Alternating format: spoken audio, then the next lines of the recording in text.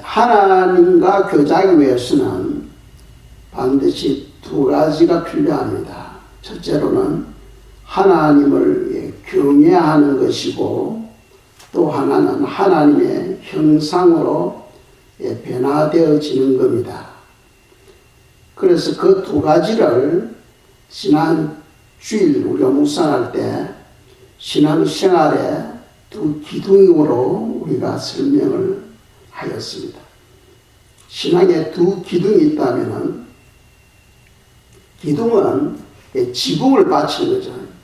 신앙의 그 지붕을 받치려면 두 가지가 필요합니다. 하나님을 경외하는 것, 또 하나는 하나님의 형상대로 우리가 변화되어지는 것. 그 기둥이 무너져 버리면 신앙 전체가 그냥 무너져 버리는 거예요. 대단히 중요하다는 거죠. 이 신앙을 받쳐주는 그 기둥 하나는 하나님을 경외하는 것, 그 사람의 본분이라고 성경 말씀하죠. 또 하나는 하나님의 형상대로 변화되어지는 것. 그래야 하나님과 교제할 수 있습니다.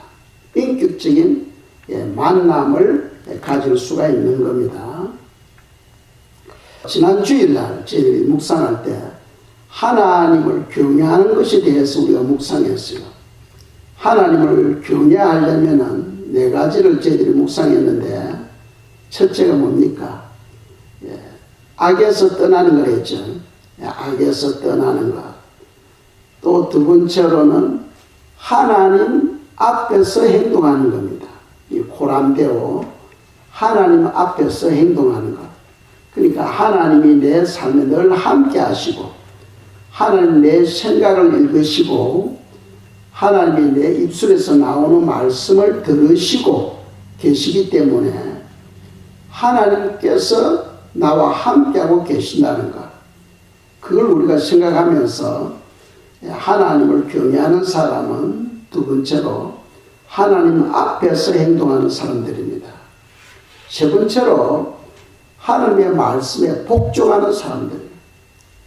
신앙에 있어서 신앙생활을 하는데 우리가 여러 가지 은사들도 중요합니다만 가장 핵심적인 부분이 뭐냐 하면 말씀을 받고 순종하는 거예요. 말씀을 받고 순종하는 것.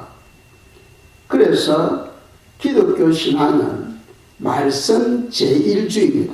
말씀을 항상 첫 자리에 놔야 된다는 거죠. 그래서 성경은 말씀을 하나님이다 하고 말씀하죠. 하나님을 경외하는 사람은 하나님의 말씀에 복종하는 사람. 그래서 그 말씀 앞에 떠는 자들이에요.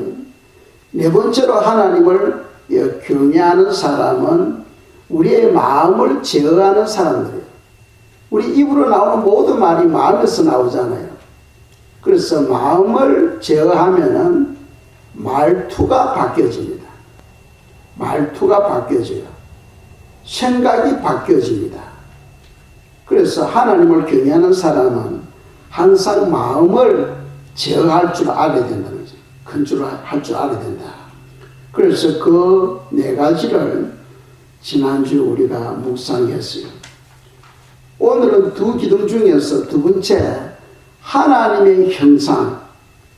하나님의 형상대로 우리가 변화되어져야 되는데 그것에 대해서 우리가 묵상하려고 합니다.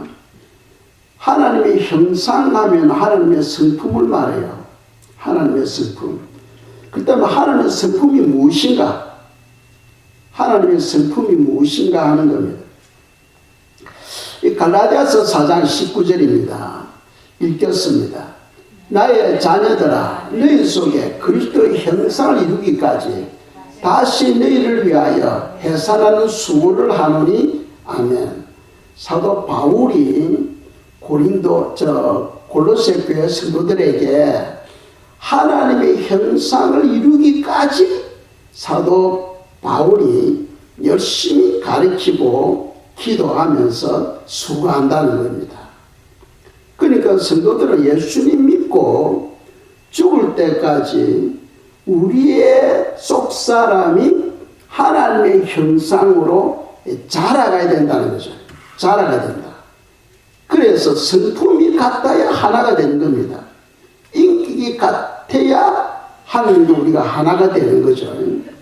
그래서 우리 신앙생활은 다른 거 다 중요하지만 우리 속 사람의 변화, 우리 성품이 하나님의 형상으로 이루어가는 겁니다. 그렇다면 하나님의 형상이 무엇이냐? 그건 하나님의 성품으로서 골로새서 3장 12절에는 한 7가지를 이야기를 하고 있어요. 첫째는 사랑이 있고, 그리고 긍휼이 있어요. 자비가 있고, 또 평강이 있고, 또 겸손이 있고, 오래 참음이 있고, 또 온유가 있어요. 이렇게 7가지 성품으로 우리가 변화되어 가는 거죠. 그러니까 하나님의 형상, 하나님의 성품이 무엇인가를 우리가 알아야 된다는 거죠. 그래서 7가지를 말씀하고 있는데, 그렇다면 우리가 어떻게 하나님의 형상으로 변화되어질 수 있는가 하는 겁니다. 어떻게 우리가 하나님의 형상으로 변화되어질 수 있는가? 첫째로는 기도하는 겁니다. 그 베드로전서 4장 7절, 이번 주 암송 구절인데 읽겠습니다. 만물의 마지막이 가까이 왔으니 그러므로 너희는 정신을 차리고 근신하여 기도하라. 아멘. 세상 끝 주님이 오실 때가 가까이 오면 올수록 우리가 준비해야 될 것은 무엇이냐? 그것은 기도하는 거예요. 만물이 마지막이 가까이 왔다는 거예요. 가까이 왔다. 우리가 지금 전쟁의 소문을 듣고 있고, 유럽이라든지 또 러시아라든지 이 미국이 지금 핵전쟁을 위해서 준비에 들어갔다고 하죠.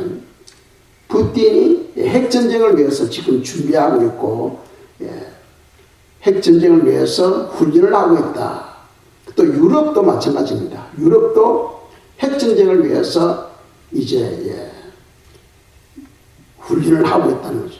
미국도 핵전쟁을 위해서 지금 곳곳에 핵미사일을 준비하고 있는 그런 상태에 돌입했습니다.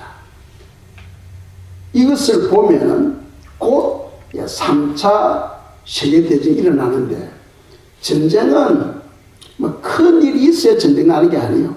아주 사소한 것 가지고 일어나는 거예요. 그리고 핵전쟁이라는 것은 먼저 쏴야 승리하는 겁니다. 먼저 쏴야 승리하는 거예요. 그러니까 지금 온 세계가 지금 곤두세우고 적의 동태를 다 지금 살피고 있는 그런 상황입니다. 그러니까 아주 조그만한 일로 인해서 세계 3차 대전이 일어난다 하는 사실을 생각할 때 지금 우리는 위기 가운데 살아가고 있다는 거죠. 그 말은 무슨 말이냐 하면 3차 세계대전이 일어나기 직전에 휴가 있다 하고 제가 계속 말씀드렸습니다. 세계 3차 대전이 일어나기 직전에 휴가 있다. 그렇다면은 그야말로 사도 베드로의 교훈처럼 만물의 마지막이 가까이 왔으니 어떻게 하라는 거예요? 깨어서 기도하라. 우리가 하나님의 형상으로 변화되기 위해서 그 변화는 내 힘으로 되는 게 아니라 하나님의 몫입니다. 하나님만이 변화시킬 수 있어요. 그러려면 하나님이 내 성품을 변화시켜 주시도록 우리는 기도해야 된다. 기도. 이 첫 번째 우리가 하나님의 형상으로 변화되기 위해서는 기도해야 된다. 성경에 보면은 백부장 고넬료를 소개하고 있죠. 고넬료 그 사람은 로마인이기 때문에 이방인입니다. 이방인이면서도 하나님께 열심히 기도하고 또 이웃의 사랑을 실천하는 것을 하나님이 봅니다. 그러니까 고넬료가 하나님을 믿는다는 것은 예수님을 믿는 게 아니에요. 저도 예수님을 안 믿을 때 저도 하나님 믿었어요. 하나님 믿었습니다. 천지 시민님이 계신다는 걸 저도 믿었어요. 그러니까 모든 종교들이 다 자기 하나님 있잖아요. 근데 그 하나님이 누구냐는 거예요. 근데 고넬료가 자기가 믿는 그 하나님이 열심히 기도하고 또 이웃의 사랑을 실천하는 것을 하나님께서 보시고는 사도 베드로를 고넬료에게 보내죠. 그 집안에 보내서 베드로가 예수님을 증거합니다. 그리고 그 가족 모두가 다 예수님을 영접하고 성령의 역사로 변화되게 됩니다. 그러니까 하나님은 누구를 찾느냐 하면은 기도하고 사랑하는, 사랑을 실천하는 그런 사람들을 찾아서 은혜를 베푸신다는 거죠. 그래서 우리가 이 마지막 때를 준비할 때 첫째로는 뭐 해야 된다? 기도해야 된다. 기도가 없으면 아무것도 없어요. 하나님의 역사는 반드시 기도하는 자를 통해서 일을 해 나가십니다. 기도할 때 그 기도를 응답해 주신다는 거죠. 응답해 주신다. 그리고 두 번째로는 오늘 8절 성경에 보면 8절인데 제가 읽겠습니다. 무엇보다도 뜨겁게 서로 사랑할지니 사랑은 헛한 죄를 덮느니라. 그러니까 첫째는 기도해야 되고 두 번째로는 우리 속 사람이 하나님의 형상으로 변화되기 위해서는 사랑을 실천해야 된다. 사랑을 실천해야 된다. 우리가 이 사랑을 실천하려면 반드시 하나님을 사랑해야 되는 거죠. 하나님을 먼저 사랑해야 됩니다. 그래서 하나님을 사랑할 때 하나님은 우리에게 아가페를 보내주시게 있죠. 아가페를 우리 마음에 넣어주십니다. 그럼으로써 우리가 올바른 사랑을 실천하게 됩니다. 사랑을 실천하게 돼요. 그리고 사랑을 실천하는 사람은 항상 내 유익을 구하지 않고 다른 사람의 유익을 위해서 헌신하는 거예요. 예수님이 사랑을 보여주셨잖아. 어떻게? 우리를 위해서 십자가에서 자기 자신이 희생된 겁니다. 그래서 사랑은 주는 거예요. 사랑은 헌신하는 겁니다. 사랑은 희생하는 거예요. 그런 것을 우리가 생각할 때 사랑 실천이 필요하다 하는 것을 성경 말씀하고 있습니다. 또 세 번째로는 우리가 서로 대접해야 된다 하는 겁니다. 그래서 베드로전서 4장 9절에 보시면은 서로 대접하기를 원망 없이 하고 합니다. 서로 대접하는 것. 그게 마지막 때가 되면은 성도들에게 첫 번째는 기도해야 되고 두 번째로는 서로 사랑해야 되고 세 번째로는 서로 대접해야 된다. 대접. 이 대접도 우리가 첫째로는 하나님을 먼저 대접해야 되겠죠. 너희가 대접을 받고자 하는 자는 먼저 대접하라. 그러니까 우리가 먼저 하나님을 대접할 줄 알아야 돼요. 하나님을 대접할 때 하나님이 우리를 대접합니다. 무슨 말이냐? 우리에게 은혜를 부어주신다는 거죠. 은혜를 부어주신다. 그리고 네 번째로는 10절에 보면은 각각 은사를 받은 대로 하나님의 여러 가지 은혜를 맡은 선한 청지기 같이 서로 봉사하라 하고 말씀하고 있습니다. 선한 청지기 같이 서로 봉사하라. 선한 청지기에게 주어진 사명이 뭡니까? 사랑이 있어야 되고 순종이 있어야 되고 희생이 있어야 돼요. 희생. 선한 청지기 같이 서로 봉사하라. 이제 이러한 네 가지를 통하여 우리 속 사람이 하나님의 형상으로 변화되어 가는 겁니다. 하나님의 형상으로. 그리고 첫 번째 기둥은 하나님을 경외하는 것이고, 두 번째 기둥은 하나님의 인격, 하나님의 형상으로 변화되어지는데, 그 하나님의 형상으로 변화되기 위해서는 기도해야 된다는 거예요. 그리고 서로 사랑해야 된다. 그리고 서로 대접해야 된다. 네 번째로는 선한 청지기 같이 서로 봉사해야 된다 하는 겁니다. 그런 삶을 통해서 하나님은 우리 속사람을 변화시켜 주십니다. 속사람을. 가만히 있는데 절대로 변화되는 게 아니죠. 우리가 말씀을 붙잡고 말씀대로 우리가 살아가려고 할 때 하나님께서 그것을 변화시켜 주는 겁니다.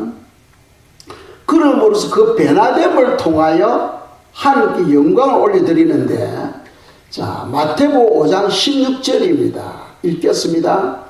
이같이 너희 빛이 사람 앞에 비치게 하여 그들로 너희 착한 행실을 보고 하늘에 계신 너희 아버지께 영광을 돌리게 하라. 아멘. 네, 너희 빛이 사람 앞에 비치게 하여, 우리 빛이 다른 사람들께 비치게 한다는 거예요. 그게 무슨 말입니까? 도덕성이에요. 도덕성. 도덕성 아시겠죠? 우리가 다른 사람 볼 때, 아, 저 사람은 사람이 안 돼서, 저 사람은 인격이 부족해, 저 사람은 진짜 사람 구실을 못해 하고 평가할 때 그건 도덕성을 말하죠. 도덕성. 그러니까 우리가 다른 사람들 앞에서 착한 사람, 진실한 삶, 이제 이런 삶을 살아갈 때 다른 사람들에게는 그것이 빛이 된다는 거예요. 아, 나도 저렇게 살아야 되겠다. 나도 저렇게 살아야 되겠다 하는 그런 생각을 갖게 된다는 거죠. 그런 생각을 가지는 그것이 바로 하나님께 영광이 된다는 겁니다. 우리가 하나님께 영광을 올려드립니다 하는 것도 필요하지만 더 중요한 것은 다른 사람들이 나를 바라보면서 하나님께 영광을 올려드리는 겁니다. 나도 저 사람처럼 예수님 믿어야 되겠다. 나도 저 사람처럼 그런 교회에 다녀야 되겠다. 이런 마음을 가지는 것, 그것이 바로 하나님께 영광을 돌려드리는 거라는 겁니다. 그러려면은 내 인격, 내 성품, 내 도덕성이 바뀌어져야 된다는 거죠. 바뀌어지고 다른 사람들이 그것을 인정해야 된다는 겁니다. 그러니까 성도는 하나님의 자녀이기 때문에 자녀다운 삶이 필요합니다. 아시겠죠? 나는 예수 믿고 나는 구원받았어. 나는 내 마음대로 살아도 이제 상관없어. 구원받았으니까 하는 그런 사람들도 있죠. 그러나 그런 사람들은 열매가 없기 때문에 마지막에 가서 주님께서 버릴 수도 있습니다. 버릴 수도 있어요. 그걸 우리가 주의해야 됩니다. 항상 하나님의 말씀을 우리가 붙들고, 이 말씀, 좀 전에 하나님을 경외하는 것, 네 번째가 뭡니까? 저 세 번째가 뭡니까? 하나님의 말씀에 복종하는 거라 했잖아요. 하나님의 말씀에 복종하는 것이 하나님을 경외하는 겁니다. 하나님의 말씀에 복종하는 것. 그래서 우리가 하나님을 경외하고 하나님의 형상대로 우리가 변화받는 것, 그것을 위해서 우리가 살아가는데, 마태복음 5장 16절 이같이 너희 빛이 사람 앞에 비치게 하여 그들로 너희 착한 행실을 보고 하늘에 계신 너희 아버지께 영광을 돌리게 하라 하고 말씀하거든요. 우리가 요한계시록 19장 8절에 보면은 그에게 빛나고 깨끗한 세마포 옷을 입도록 하셨으니 이 세마포 옷은 성도들의 옳은 행실이로다 하더라 하고 말씀하죠. 하나님께서는 우리가 부활되었을 때, 변화되었을 때 우리에게 세마포 옷을 주십니다. 휴거 때 현재 여러분들이 입고 있는 옷, 걸치고 있는 모든 장식물은 다 그냥 그대로 흘러버립니다. 흘러버리고 하나님께서 깨끗하고 빛난 세마포 옷을 우리에게 입히시는 거죠. 그 빛나고 깨끗한 세마포옷은 무엇이냐? 바로 우리가 도덕성이에요. 도덕성. 사람들 앞에서 비치게 하는 그런 빛된 삶, 그 도덕성 말이죠. 도덕성. 우리의 변화된, 속 사람의 변화된 그 성품에 의해서 장차 우리에게 주어지는 세마포가 결정되어지는 겁니다. 세마포. 우리 속 사람이 변화되지 아니하면은 세마포가 그냥 하얄 뿐입니다. 그런데 우리 속 사람이 변화되어지는 만큼 그 세마포 광채를 발해요. 빛을 발해요. 그 빛도 여러 가지 빛이 있잖아. 무지개 빛, 아주 황홀하고 황찬란한 빛, 갖가지 빛들이 있잖아요. 그래 그 사람의 옷만 봐도 그 사람이 어떻게 신앙생활을 했다 하는 것이 다 드러나는 거예요. 드러나는 거예요. 그래서 영광이 그때 다 나타나게 됩니다. 그래서 우리가 신앙생활을 하는데 항상 다른 사람들 앞에서 덕을 세워야 된다. 덕을 세우는 그것이 내 세마포 옷을 준비하는 거다 하는 것을 성경 우리에게 가르치고 있다는 거죠. 자, 우리가 사랑을 해야 되는데 사랑을 하면 어떤 열매가 맺어지는가? 사랑을 하면 이 오늘날 사람들은요, 내가 수고하면 수고한 그 가치, 그것을 보고 일을 하려고 하잖아요. 직장을 구해도 나에게 얼마만큼 봉급을 주느냐, 거기에 따라서 우리가 직장을 선택하잖아요. 그와 같이 하나님은 사랑이시고 우리 보고 사랑 자꾸 사랑해라 하는데, 아니 사랑을 하면은 어떠한 유익이 오느냐, 어떠한 열매가 맺어지느냐 하는 것을 성경 우리에게 몇 가지로 말씀하고 있어요. 그 첫째가 우리가 다른 사람들에게 사랑을 베푸면은 그 사랑이 온전한 사랑이 되도록 하기 위해서 하나님께서 우리에게 하나님의 사랑 아가페를 부어주신다는 거예요. 아가페에서 하나님의 사랑 우리 마음에 넣어주십니다. 하나님의 사랑이 우리 마음에 넣어주시면은 우리 속 사람에 놀라운 변화가 일어나게 되죠. 그래서 요한 1서 4장 12절입니다. 제가 읽겠어요. 어느 때나 하나님을 본 사람이 없으되 만일 우리가 서로 사랑하면 하나님이 우리 안에 거하시고 그의 사랑이 우리 안에 온전히 이루어지느니라. 아멘. 우리가 서로 사랑하면 하나님께서 너가 사랑하기를 원하는구나 생각하시면서 하나님의 그 아가페를 우리 마음에 넣어준다는 거예요. 하나님의 아가페가 우리 속에 들어와야 비로소 그 열매가 되는 거예요. 비로소 열매가 되는 겁니다. 아시겠죠? 아가페가 없는 사랑, 그런 불신자들도 할 수 있잖아요. 불신자들도 가난한 사람들 도와주고 병원도 세우고 구하원도 세우고 할 수 있죠. 그러나 그것은 하나님하고 상관이 없어요. 그런데 그것이 온전한 사랑이 되려면 하나님이 그들 마음에 아가페를 넣어줘야 돼요. 아가페. 그래서 우리가 성도들이 서로 사랑하게 되면은 하나님은 우리 마음에 아가페를 넣어줍니다. 예수 믿는 사람들에게 아가페 하나님의 사랑을 넣어주게 됩니다. 그럼으로써 그것이 열매가 된다는 거죠. 열매. 두 번째로는 모든 죄가 사함을 받게 됩니다. 아시겠죠? 우리가 사랑을 하게 되면은 많은 죄 사함을 받게 된다는 거죠. 그래서 베드로전서 4장 8절입니다. 무엇보다도 열심으로 서로 사랑할지니 사랑은 허다한 죄를 덮느니라.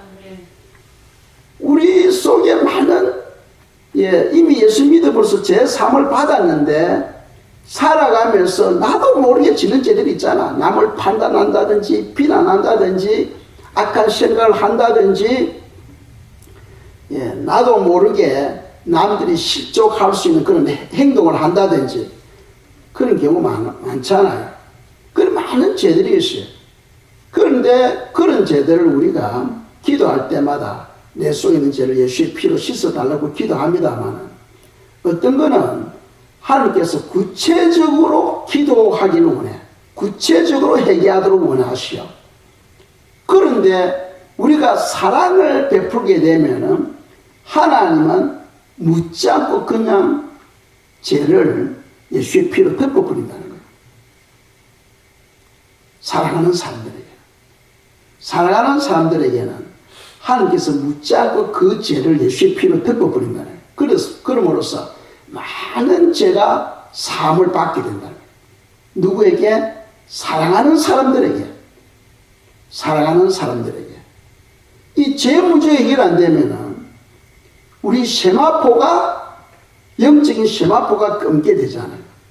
끊게 되는데, 우리가 사랑을 실천하게 되면 그 많은 죄들이 씻음을 받게 된다 하는 것이 바로 성경에서 가르치고 있어요. 또 사랑의 열매 세 번째가 뭡니까? 율법을 완성하게 되죠. 율법을 완성하게 됩니다. 그래서 로마서 13장 10절이죠. 제가 읽겠어요. 사랑은 이웃에게 악을 행하지 아니하나니 그러므로 사랑은 율법의 완성이니라. 율법의 완성. 이 많은 율법이 있어요. 이 많은 율법. 그런데 우리가 사랑을 하게 되면, 이웃의 사랑을 하게 되면은 하나님의 아가페가 우리 속에 흘러 들어오게 되고, 그 아가페로 인해서 율법이 완성되어 버리는 거예요. 하나님의 아가페가 우리 마음에 들어오는 만큼 율법이 지켜지게 되는 겁니다. 그러니까 우리가 사랑을 많이 하면 할수록 율법은 저절로 지켜지게 되는 거예요. 왜? 속성 성품이 바뀌니까. 성품이, 우리 안에 있는 마음의 성품을 하나님께서 아가페로 바꿔주니까 율법은 저절로 지켜지게 되는 거예요. 안 지켜도 된다가 아니고 지켜야 되는데 저절로 지켜지게 된다는 거죠. 저절로. 그리고 네 번째로는 사랑하는 사람들은 예수님의 제자가 된다. 예수님의 제자. 그래서 요한복음 13장 35절인데 읽겠습니다. 저희가 서로 사랑하면 이로써 모든 사람이 너희가 내 제자인 줄 알리라. 아멘. 우리가 사랑을 실천하면 사람들이 저 사람은 진짜 예수 믿는 사람이야 하고 인정을 한다는 거예요. 그런데 예수님의 제자가 된다는 거, 이게 영적인 축복이 무엇이냐 하면, 예수님이 이 땅에서 공생 사역할 때 어디를 가든 제자들과 함께 동행하잖아요. 제자가 된다는 것은 무슨 말이냐 하면 천국에서도 주님과 함께 다녀요. 함께. 주님이 어디를 가든 제자들과 함께 가는 거예요. 함께 동행하는 거예요. 엄청난 영광 아닙니까? 하나님과 함께, 하나님이 가시는 곳은 반드시 제자들이 함께 수행하는 엄청난 영광이 이 말씀 속에 스며 있는 겁니다. 그러니까 이 사랑이 제기다. 사랑이 제기다. 그리고 다섯 번째로는 베드로후서 1장 11절을 보면, 이같이 하면 우리 주 곧 구주 예수 그리스도 영원한 날에 들어감을 넉넉히 너희에게 주시리라. 이 넉넉한 구원을 말합니다. 이같이 하면 그 앞에 쭉 4절부터 쭉 하시는 말씀이 사랑에 대해서 하는 말씀입니다. 사랑에 대해서. 그러니까 이 사랑을 실천하면은 우리 구주 예수 그리스도의 영원한 나라에 들어가는데, 저 구원을 말해요. 천국을 말하죠. 넉넉한 구원을 주시다. 넉넉한 구원. 이 구원에도 단계가 있다고 했잖아요. 부끄러운 구원이 있고 넉넉한 구원이 있습니다. 이 넉넉한 구원은 어디를 말하냐? 바로 예루살렘 성에 거주하는 그 엄청난 축복을 누리게 된다는 거예요. 거기는 하나님의 성전이거든요. 예루살렘 성은 하나님의 성전입니다. 하나님과 함께 인격이 같아야 하나님과 함께 할 수 있어요. 그러니까 하나님은 사랑이시기 때문에 우리가 이 땅에서 사랑을 실천하게 되면은 그 사람들이 어디에 들어가느냐? 바로 예루살렘 성에 들어가요. 가장 영광스러운 곳이에요. 가장 영광스러운 곳. 그 예루살렘 성과 또 그 밑에 있는 시온은 천지차입니다. 보통 우리가 신앙생활 하면 다 시온에 가요. 시온에 가는데 그 시온 밑에도 나군데 있고 그렇잖아요. 시온에 보통 가는데 시온에서 예루살렘 성에 들어가는, 거기서 들어가는 사람들은 어떤 사람이냐? 바로 사랑을 실천하는 사람. 사랑의 사람들입니다. 그러니까 우리가 사랑의 사람이 되기 위해서 기도해야 돼요. 주님, 저도 사랑의 사람이 되게 해달라고. 사랑을 실천하는 삶이 되게 해달라고 우리가 기도해야 되는 거죠. 하나님은 그 기도를 받으시고 우리의 삶을 만지기 시작한다는 겁니다. 그리고 여섯 번째로는 모든 두려움이 사라져버립니다. 하나님의 사랑이 우리 속에 들어오게 되면은 모든 두려움이 사라져버려요. 하나님의 사랑이 우리 속에 들어오는데 들어오기 전에 우리가 먼저 사랑을 실천해야 되겠죠. 사랑을 실천하는 사람들에게 하나님께서 그 마음에 하나님의 사랑 아가페를 넣어줍니다. 하나님의 아가페가 우리 마음에 들어오게 되면은 미래에 대해서 염려하지 않아요. 질병에 대해서 염려하지 않습니다. 생활에 대해서 내가 어떻게 살까 이거 염려하지 않아요. 그런 모든 두려움이 사라져 버립니다. 그래서 요한일서 4장 18절입니다. 함께 읽겠어요. 사랑 안에 두려움이 없고 온전한 사랑이 두려움을 내쫓나니 두려움에는 형벌이 있습니다. 두려워하는 자는 사랑 안에서 온전히 이루지 못하였느니라. 아멘. 하나님의 사랑이 우리 안에서 온전히 이루지 못하게 되면 두려움이 와요. 내가 어떻게 살까?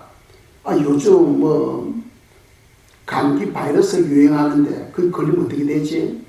이런 두려움, 또 물질에 대한 두려움, 미래에 대한 두려움, 많은 그런 두려움이 오는데 두려움이 내 마음에 임한다는 것은 하나님의 사랑이 내 마음에 온전히 자리를 잡고 있지 못하다는 거죠. 하나님의 사랑이 우리 속에 들어오게 되면 두려움이 없어져 버립니다. 그래서 초대교회 많은 사람들이 순교하잖아. 예수님의 그 제자들이 다 순교하잖아요. 베드로도 얼마든지 도망갈 수 있는 길이 있었지만은 오히려 예수님을 사랑함으로써 로마로 들어가잖아요. 죽으로 들어가잖아요. 죽으면 두려움이 없어져 버린다니까. 질병에 대한 두려움, 죽음에 대한 두려움, 어떤 박해에 대한 두려움이 없어져 버려요. 그래서 많은 사람들이 하나님을 사랑하여 순교하는 그런 일들이 일어나는 거죠. 그런데 내 속에 두려움이 있다는 것은 아직도 하나님을 사랑하는 마음이 부족하다는 것을 우리가 알아야 됩니다.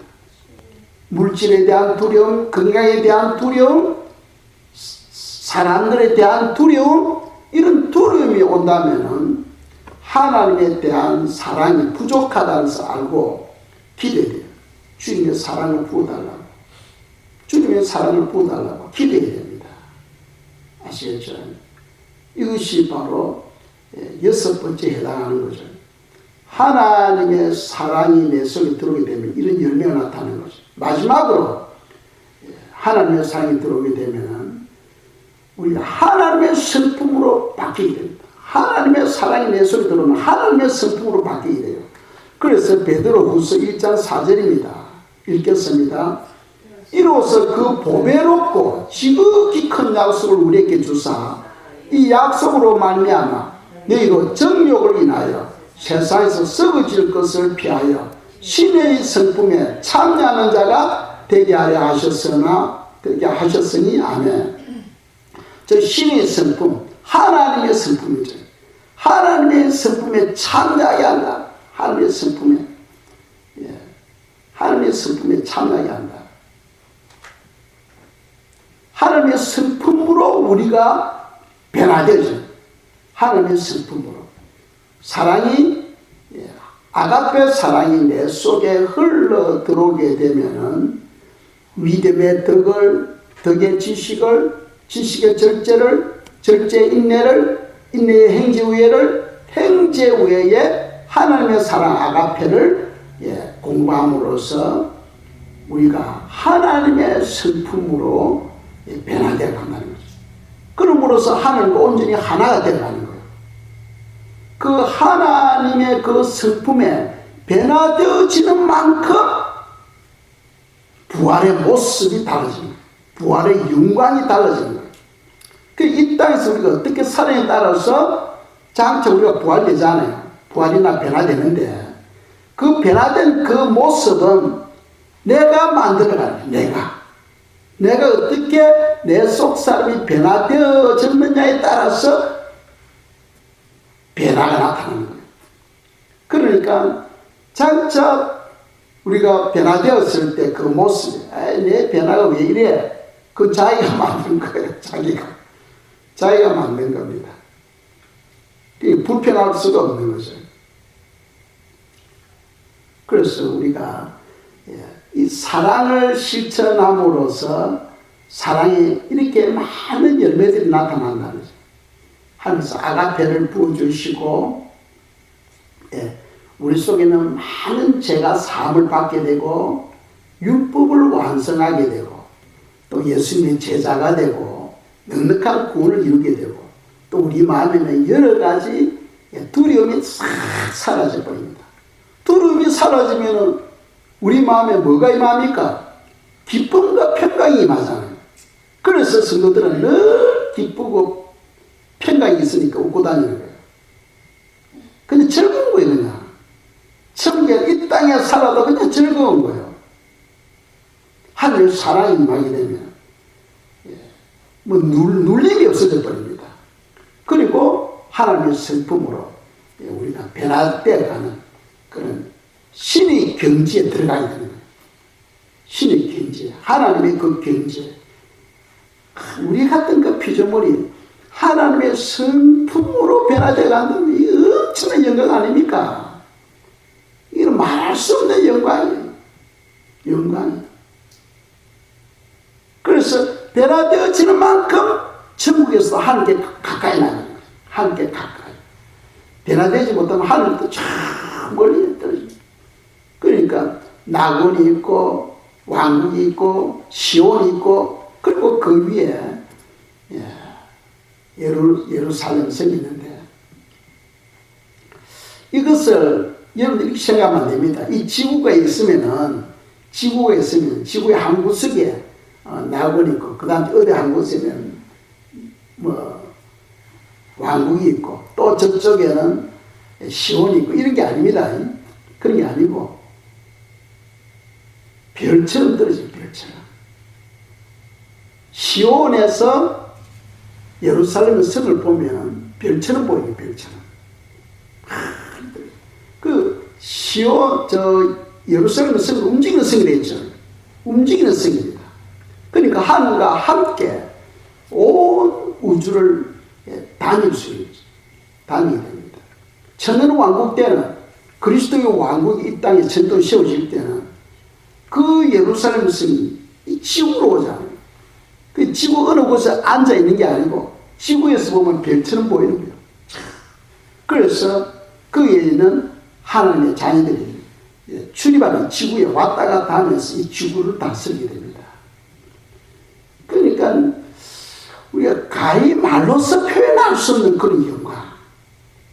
내가 이 땅에서 어떻게 살고 어떻게 투자하느냐에 따라서 그걸 보면 이 성경은 우리가 그런 그 영광 안에 살아갈 수 있도록 적어놓은 매뉴얼입니다.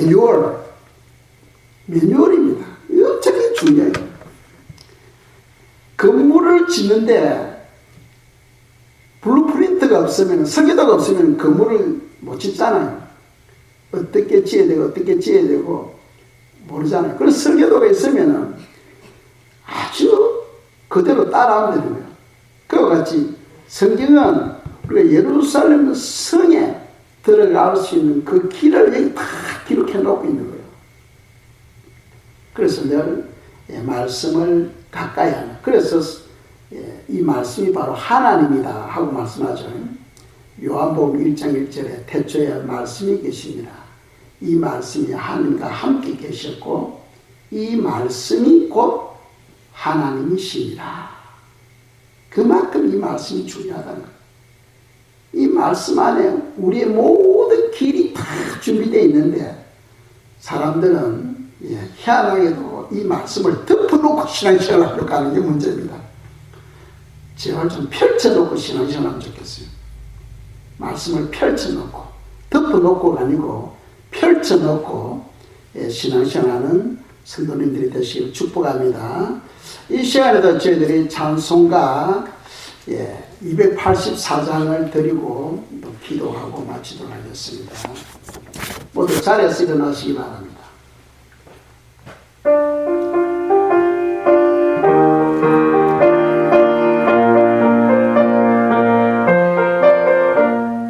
오랫동안 모든 죄 가운데 빠져 더럽기가 하얀 우리들 아무 공로 없이 구원함을 얻어 하나님의 자녀 지금 되었네. 주의 그 사랑 한량없도다 찬송할지어다 예수의 공로.